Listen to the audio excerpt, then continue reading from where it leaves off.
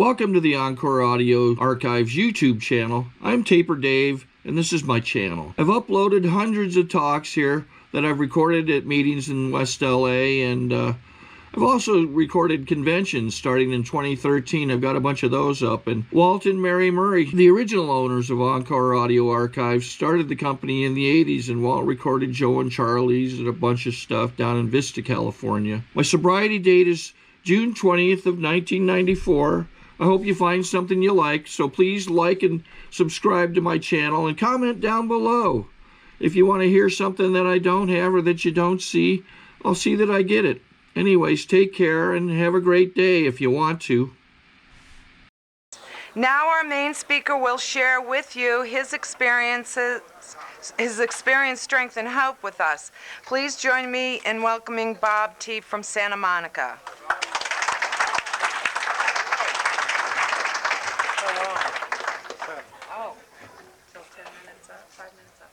Hi, I'm Bob, alcoholic. Hi, Bob. There it is, Bob T. from Santa Monica. Hey,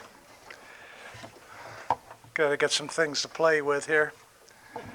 I want to thank Ken for his share. I think that he's coming up on 18 years is pretty amazing.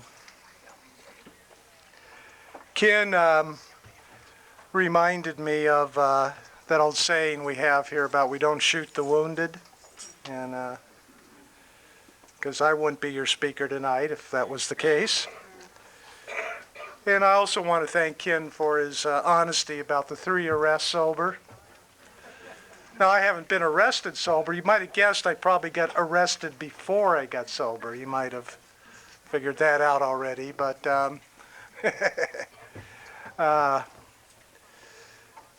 but I've made a lot of mistakes, but I never drank, and tried to learn from them. Found out something here that I don't have to repeat the same behavior over and over and over and over again. So I'm an alcoholic, and it's good sitting next to. I told Paul I guess my punishment for coming to speak here was having to sit next to Andy.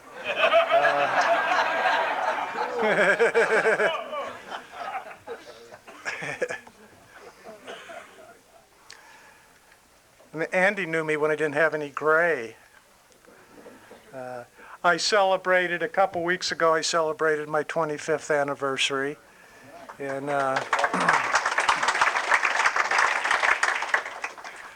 so God has given me a tremendous amount of grace.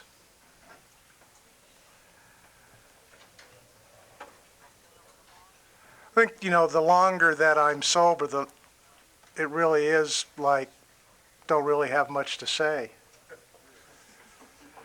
So I guess this is a lot of filler,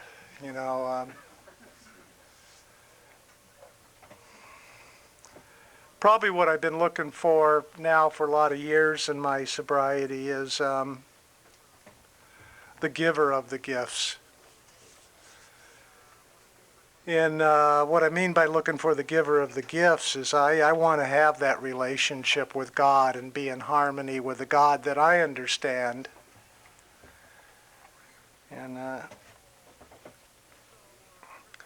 so I'm real tired of my story.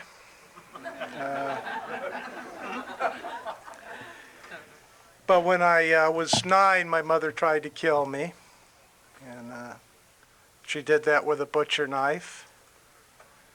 And it was pretty violent and bloody and unpleasant. And I was rescued. But when your own mother tries to kill you, you feel unlovable. And I will talk a lot about a man named Eddie Cochran. For those of you that don't know Eddie Cochran, Eddie died a couple years ago, 47 years sober. Eddie was a happy alcoholic. I'm the angry, depressed type. Eddie was my man. And Eddie told me that I have this cosmic turd that follows me around in the universe. So. Also, when I got to Alcoholics Anonymous, I found out about a word called shame. a word that wasn't in my vocabulary before I got here. And so at 9, I didn't have a really good view of Bob, you know. Just felt I was unlovable and worthless. This is the oddest room because there are people here and there are people there and there are people here. You never quite know where to look. Because I like looking at you, because Alcoholics Anonymous for me is from my heart to your heart, and I need to make that connection. So there I am, I'm 9, I'm not a happy guy, pretty miserable. When I was 12, I had my first drink and I got drunk. The very first time I drank alcoholically. I got hammered, got sick. Next morning, got up, went to my dad's liquor cabinet and got me a drink. And that's the way it stayed till I came to you folks. When you're 12, it's hard to drink the way you want to drink because people have expectations. Going to school, other things. So at 12 and a half, I left home. And I moved myself to Skid Row in downtown LA. We used to call it on the nickel. And I used to drink in the bars down there that have sawdust on the floor and they never changed the sawdust. And the winos and the winettes used to look after me because I was the only kid on Skid Row. So the winettes always made sure I had some soup or something. And I guess just drink the way I wanted to drink. Four Roses whiskey was my drink of choice. Loved whiskey. If it was really a good week, I might get a room for the night at the El Rey Hotel. One of the sad things about being sober a while and older is they destroy some of your landmarks, so they bulldozed the El Rey Hotel. But it was a good Skid Row, downtown LA Skid Row, flop house, little room in the bathroom down the hall. And I remember one time I got up about 3 in the morning to go use the bathroom and I heard some noise and I looked out the window from around the 4th floor and I saw 2 guys down below me in the middle of the street stabbing each other with knives over a half bottle of Thunderbird wine. And I felt safe and I felt I was at home. And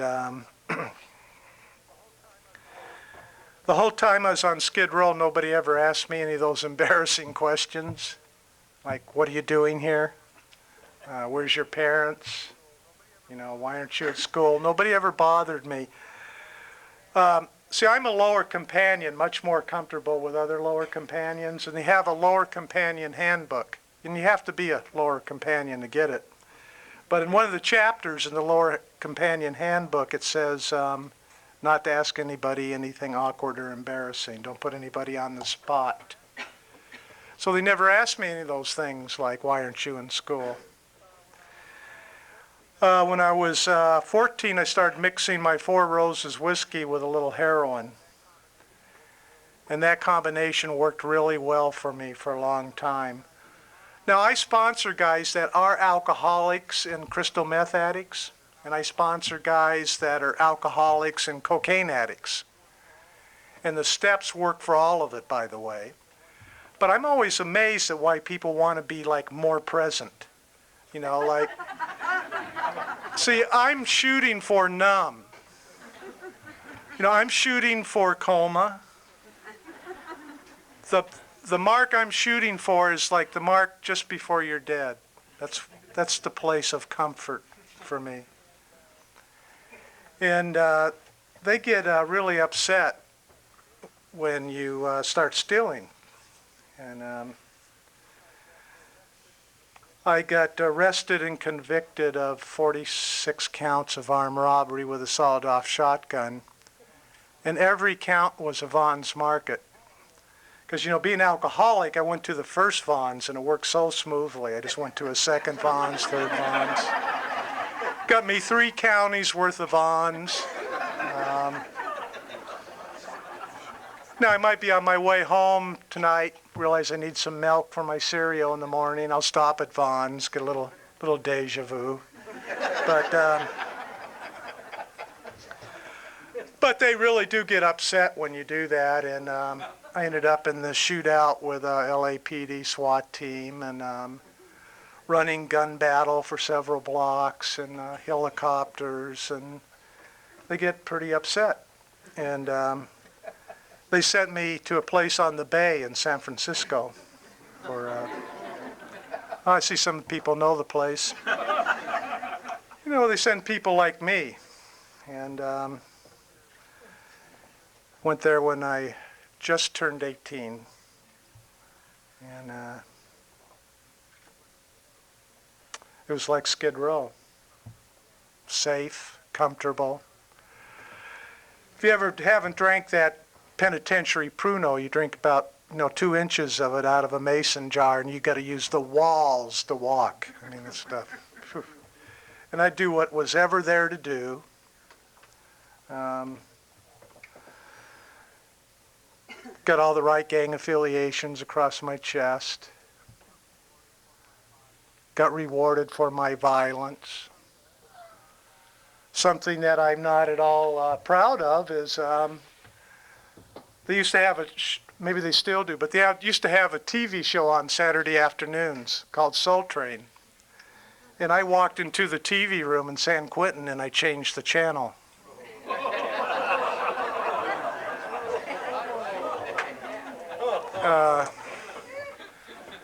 Because how are you going to hurt me?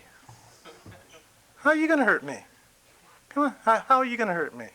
My mom took a butcher knife to me. What are you going to do to me? Come on, bring it on. You know. I wanted you to kill me, was what I was trying to do there for 6.5 years, was get you to kill me. Never achieved it, obviously. And got a cellmate when I was there, a guy named Danny T., who Ken knows, for sure some other people. I think Danny just turned 31. He now makes movies, and I always really give him a hard time every time I see him, because they say, when are you going to learn how to act, Danny? And he says, what do you mean? He says, you're always playing a convict,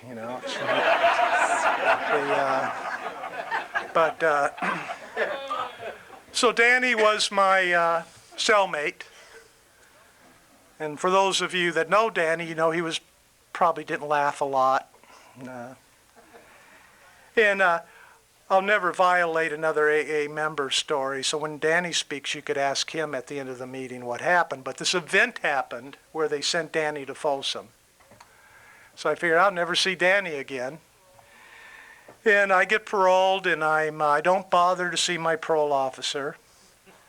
And about 6 months, and I'm in a market in the San Fernando Valley, not a Vons market. I've taken a sawed-off shotgun and I've modified it, and took men's suspenders with some eye hooks in the stock so it could hang loosely over my shoulder, over my jacket. So all I have to do is just pull it out when I'm ready. And I'm in the market getting my pretend food items. If there are any armed robbers in the room, you have to wait for that intuitive moment. You just don't, So I'm getting pretend food items. I go to where they keep the milk, and just to make sure there's not somebody back there waiting for somebody like me to come in, and going down the aisle, and Danny comes up the aisle. And he recognizes me. And see, Danny got to you folks some years before, and he 12-stepped me and he took me home. Put me on his couch and started taking me to you. I always joke with him about, we should go back to that market and tell him what almost happened. And Danny took me to meetings, and he was laughing a lot. And when I got sober 25 years ago, there weren't the treatment centers, so it was kind of AA taking care of AA, and sober dances, and a couple nights on the weekend. Every Sunday was some excuse for somebody's, barbecue, an anniversary. We remember, there always some barbecue, something going on at some sober member's house. And I was really happy for all of you. I was genuinely really happy for all of you. But I knew I was way too damaged. But I was really happy for you. But I knew I was too damaged for this thing to happen to me. And but as I was kind of deciding to leave, Danny had put me in this Chandler Lodge, a sober house in North Hollywood. And then let me tell you, nothing fancy. I see a few nods, but good AA. And as I was kind of getting ready to make my exit plan, I met this guy, Eddie Cochran, at a meeting who became my sponsor. And everything good I know about Alcoholics Anonymous and about life, I learned from men like Eddie Cochran and his peers, who I was fortunate and blessed to be able to go to meetings with when I was new. I say their names now because when I say their names, they're here.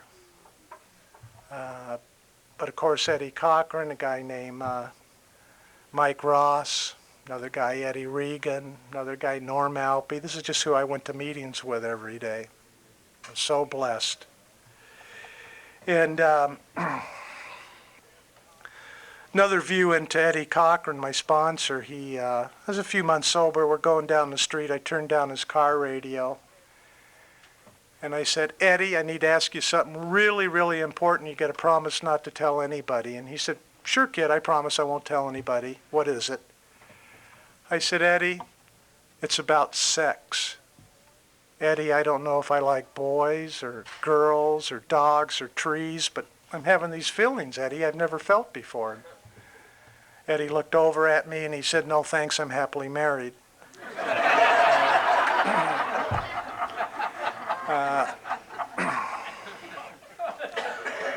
Now, I was just kind of coming to AA, and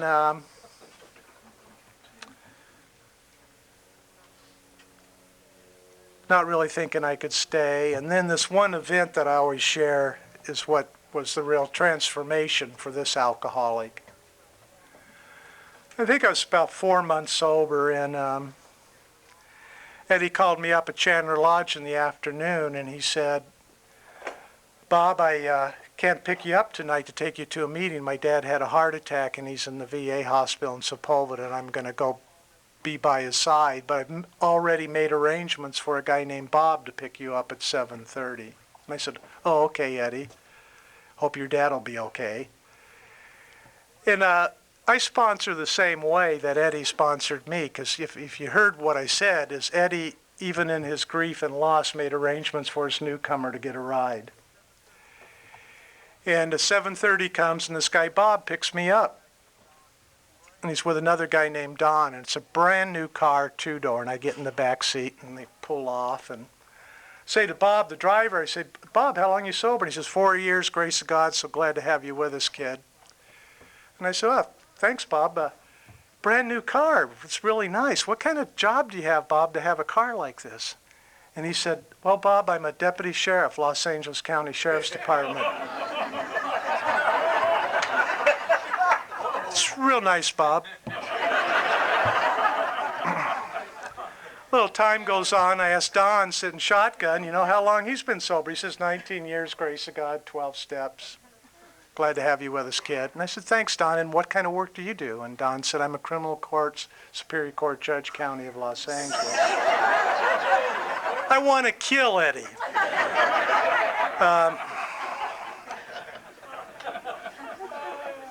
You know how I kind of mentioned I didn't bother to see the parole officer? There's this group. It sounds like a really nice group looking for me. The name of the group is PAL. I mean, it sounds like your pals are looking for you, isn't it? But this is PAL is for parolee at large, this little special unit that looks for violent offenders that aren't. And they don't come to the door and go, open up, Bob. That's not what they do. So I'm a little concerned. I'm with cop and the judge, and PAL's looking for me. And we're at the meeting, they say, meet Eddie's, new baby, blah, blah, blah. And I can't wait to get away from these two guys. And the meeting ends, and get in the car, and they drive me back to Chandler Lodge. And they pull up. They turn off the car engine. I can't get out. I'm in the back seat. It's a two-door. They both turn and stare at me at the back seat, and they're writing something. And I never remember exactly what their words were, but the words were something like this when they handed me the cop card and the judge card with their home numbers on it. Their words were something like, you know, Bob, if you need a ride to a meeting, call us. If you don't want to drink, you could call us, and it could be 4 in the morning, it doesn't matter. And all of a sudden, Alcoholics Anonymous happened for me for really the first time. All of a sudden, it was just 3 alcoholics trying to stay sober one more day. And Bob, with a lot of wisdom, then said to me, he said, I'll be at your house tomorrow at 11. Be here tomorrow at 11 to pick you up and take you over to my house for a barbecue. He didn't say, would you like to come? He said, I'll be here at 11 to pick you up. Because he knew I wouldn't come if I had a choice. And he came and got me the next day at 11 o'clock, and Bob, the sheriff, took me to his house for a barbecue with his family and a few other AA people. And then somebody was going to give me a ride back to Chandler Lodge, and he said, let me talk to you for a minute, Bob. And I went over and said, yeah, Bob, what is it? I said, I really appreciate you having me over here with the family and the barbecue. And he said, yeah, anytime. You're always welcome. And I just want to let you know, Eddie told me that little problem you have. And when and if you decide to do something about it, please call me first. About 7, 8 months later, not going to get in a hurry here, you know. I got in a car, went from North Hollywood to Long Beach to the state parole department, and I walked into the lobby of the parole department and I said, I think you might be wanting to see me. And a bunch of agents came out, and we went into a back room, and who went in the back room was me, my sponsor Eddie Cochran, Bob the sheriff, Don the judge who took the day off and recessed his court so he could come with me, and 2 other AA members. Big medicine. About an hour later, the parole officer disappears, comes back in 15 minutes and said, I found was able to get a board member on the phone and you got reinstated. Big AA medicine. Both those men are still my friends. The judge retired as the highest judge you could be in the state of California, and unfortunately moved out of our area. Bob is still a sheriff. He's on the bomb squad, because, you know, that's very alcoholic to me. You know, it's kind of like, I don't feel alive enough. So what can I do? Well, I could join the bomb squad, you know, and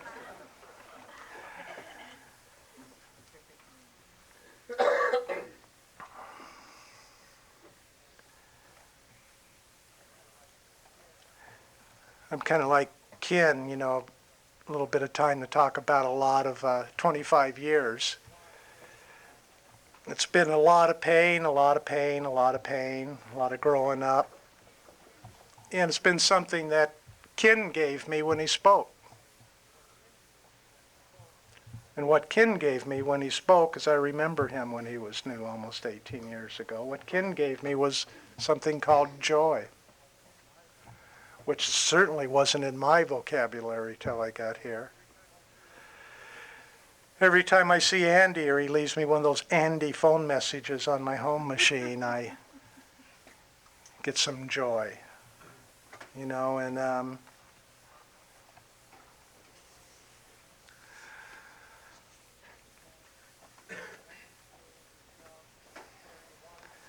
you know, I've buried a wife here, just done all the things we do, you know, grief, loss, good, bad.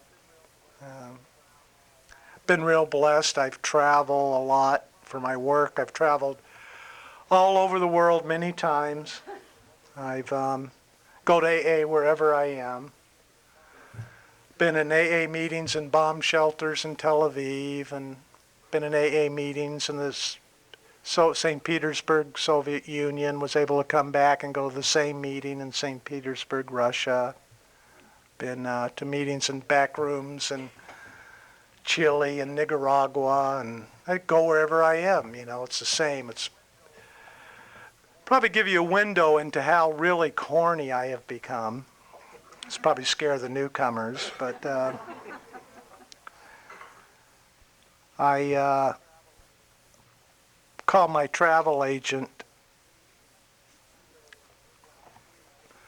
middle of this last week and booked a trip for myself on December 4th for 4 days. Now, where I sent myself is to a place in East Dorset, Vermont.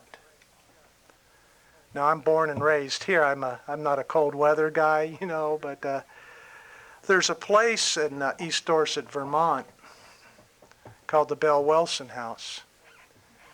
And it's a great place because they have a sign on the door that said, steal whatever you want. We don't sell no shirts or coffee cups here. And for $16 a day, you get a room there with a bathroom down the hall and 3 meals. And you're in Bell Wilson's house. And they have meetings going on all the time, and they're all these really old timers. Makes me feel like a newcomer, just kind of hanging out. And this will be my 5th time going there. And each time I go there, I go, well, it'll be different this time. And every time it's the same, because what happens is I get there, you know, and kind of be with AA, and then I take a walk from the Bell Wilson house to this mortuary in East Dorset, Vermont. And there are 2 graves next to each other, and I'd say they're no more than 3 feet high from ground to the top. One of them says Bell Wilson, date of birth, date of death. Next says Lois Wilson, date of birth, date of death. Nothing about AA, nothing about Al-Anon, just a couple humble little gravestones. And then there's the only thing different in that mortuary from any of the other graves is there are these big baskets in front of their graves, and you start going through the baskets, picking out little things like a 30-day chip from Barcelona, Spain. Hospital wristband from Saudi Arabia. You know, people have left a little token there, and every time, every time I lose it. And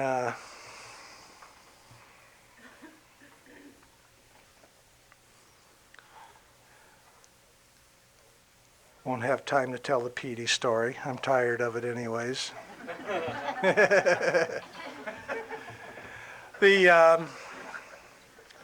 Not tired of Petey. There's a guy that I was able to have the privilege of 12-stepping and take him to his first meeting that lives a couple blocks from here. And he's, next anniversary, he'll be 19 years sober, and I've watched him go to school, and I attended his graduation from law school like a proud parent. And he had me over here to a Catholic church in Manhattan Beach about 8 years ago when I became the godfather to his son Spencer, and a lot of joy. The greatest gift I get is from the people I work with in Alcoholics Anonymous. The greatest honor and privilege I have as a human being is being able to sponsor and then just become friends. Because we are in the same boat together. And but I get a lot of joy just from that one guy, and I'm so blessed because I have so many people like that in my life, that I know love me and who I'm capable of loving. I had to come in here and I had to work the steps and the principles. And I always say this, but I wouldn't be your speaker and I wouldn't be here tonight if I came in at the time of the inner child work in AA. I'm in trouble if I go to be 9. But what Mike Ross and Eddie Cochran and these other old-timers taught me was they took me to boring big book studies and boring step studies, and they taught me the principles. And with each principle, it's like a hidden treasure. Sometimes you got to dive several times before you find it, but it's worth continuing the dive for. And what you come up with these little treasures is, for me, a way to live. And one of those treasures was forgiveness. I was able to finally forgive my mother. And once I did that, I found out a whole piece of work I needed to do that I never could see before then, and that was around self-forgiveness.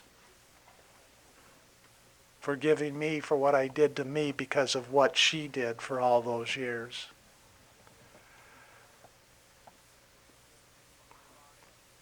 I had to forgive me for my violence.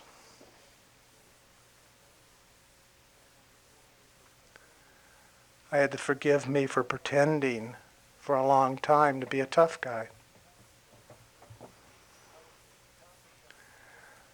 I was as tough as I was scared, so I was pretty scared. I have the most notorious gang in the world across my chest.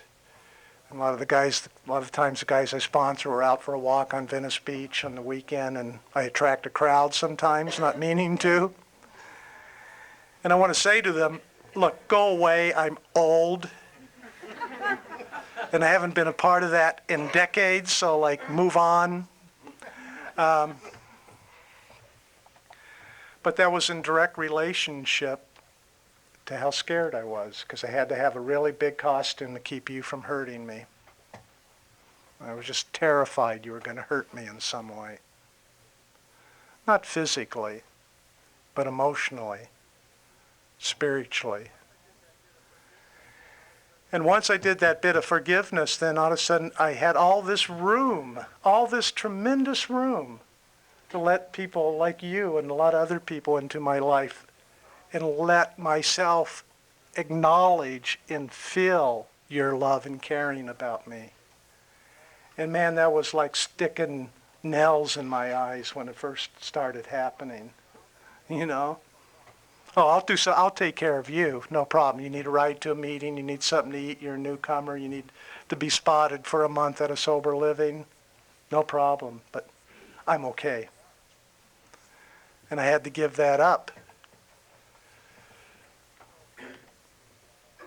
And I'm so grateful I gave that up. Because, you know, I'm just another alcoholic trying to make it another day in here. And some days are tough and some days are pretty joyful. The one thing I know that there's not been a day that's gone by now for many, many years that I haven't experienced joy. Now that might just be like a 3-second hit and sometimes longer. I mean, I got joy when Ken spoke.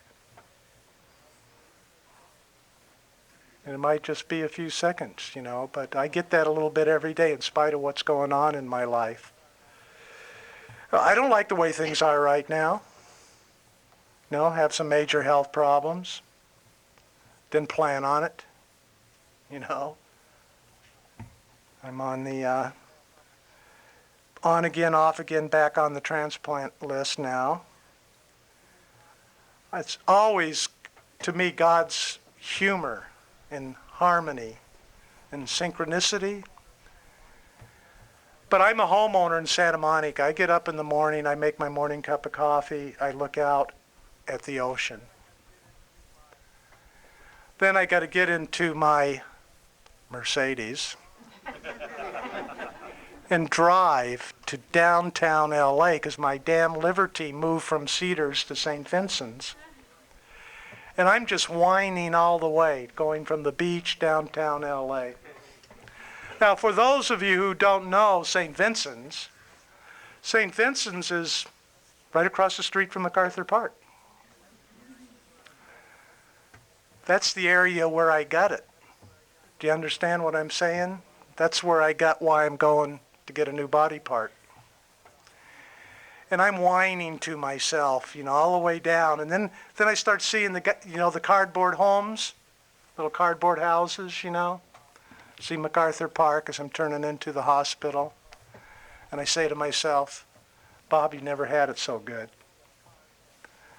You got a home, you got a car, you got people that love you, you got killer ass health insurance that's paying for all of this.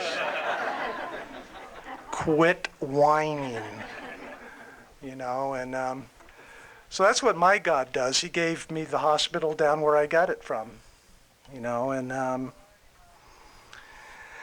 so I'm, you know, I feel like I'm the most blessed person, and hope you feel about your sobriety the way I feel about mine. And again, my gift has been, you know, always having those new guys around me. I got this guy Lucas right now. He's like 62 days sober, and he's at Ohio Avenue meeting tonight, Kenny, because he's 16. You don't want to go with me to with old people go. And now Lucas is 62 days sober, 16 years old. We're couching him because he's came in homeless. So we're, you know, doing the few days here couch, few days there couch. And I'll kick somebody's ass if they come up to Lucas and tell him he's, you know, too young and he hasn't experienced enough pain yet. You know, Lucas has been shooting heroin and drinking whiskey since he was 10 and got tracks on him that make most of the dope junkies feel embarrassed, you know.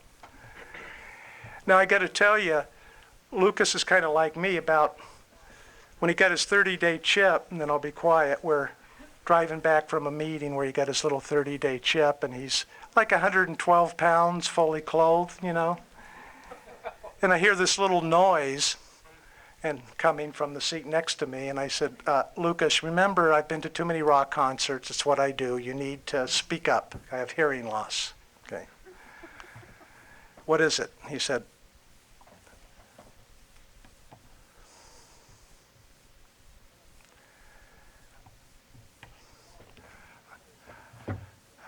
I want to thank you for saving my life. And I said, no, Lucas, we're saving each other's life, but thanks. And see, that's the stuff that gets me to show up another day in spite of what is or isn't going on. And anyways, thanks a lot.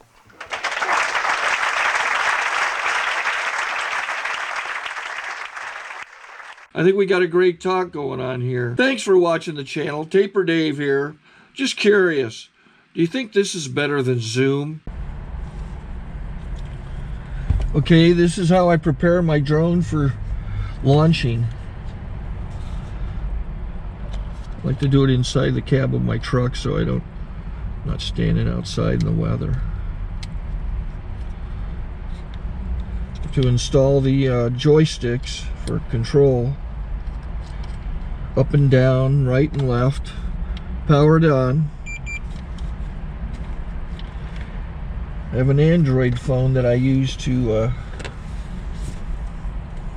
connect it to the drone with. And it's actually controlled through the iPhone, through an app. Oops, wrong way. It's actually controlled through the iPhone, or through this Android phone, through the app. It's actually controlled through the Android phone, through an app, and you connect it through this short connection right here.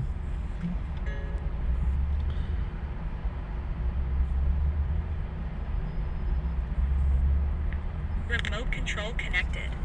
Remote control's connected. So I pull out the drone. I have to extend the legs. Long legs extended first, then the short legs. Remove the gimbal protector. Set that aside, then power it on one short burst and one long burst. I lay it down. So I have to go to calibrate. So the drone's not connected yet. It shows you here as this drone gets disconnected, even though the remote's powered on. So the drone has to establish it's connected. So I go into the app to calibration mode. First, I'll calibrate the remote controller. Start calibration. Out, in, oop, out, in, up, down, and then this little wheel is to control the gimbal. So it's calibrated. Go to gimbal calibration, start calibration, and then it calibrates the gimbal. I don't know if that shows up. The gimbal's moving all over the place. Changes, you can see it on the video. And I'm calibrated to take off. It's acquired 7 satellites at the moment. There are 26 satellites up in the sky, which it has to acquire before you can take off. So it's connected. It's got enough satellites. This is white. I can go to press this little arrow button, swipe right to take off, and it would start the motors if I slid this to the right. But I'll wait till I get outside. Don't want to do it inside.